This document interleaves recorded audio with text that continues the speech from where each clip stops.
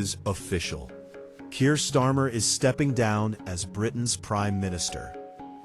In a moment that few saw coming this soon, the man who led Labour back to power is now walking away from number 10. Here is the full story.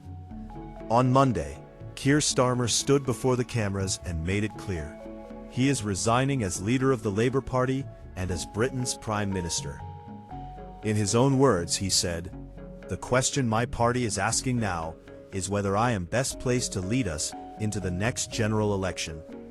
And then came the moment that stopped the political world in its tracks.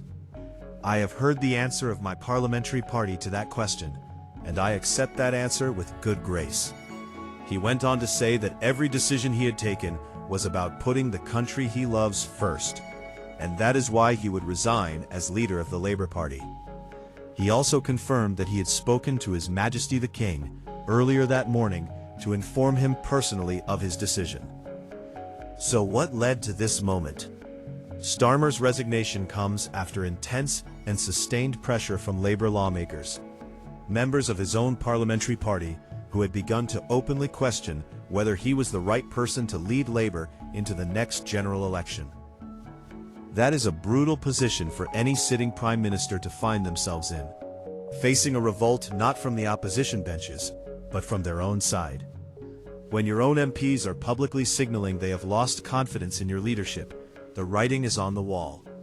And on Monday, Keir Starmer read that writing and chose to step aside rather than fight a battle he could not win. Let's put this into context, because this is not just another resignation. This is a historic moment for British politics. With Starmer's departure, the United Kingdom is now set to have its sixth Prime Minister in just 7 years. Think about that for a moment. 6 leaders, 7 years. We have seen Theresa May, Boris Johnson, Liz Truss, Rishi Sunak, Keir Starmer, and now the country braces for yet another change at the very top. Liz Truss famously lasted just 45 days in office. Rishi Sunak led the Conservatives to their worst general election defeat in modern history. And now Starmer, who came into office on a wave of hope and a promise of stability, has himself become another chapter in Britain's extraordinary era of political turbulence. So where does Britain go from here?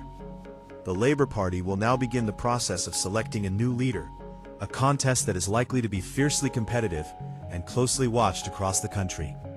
Until a new leader is chosen, questions will swirl around who holds the reins of government, what direction Labour takes, and whether the party can hold itself together ahead of the next general election.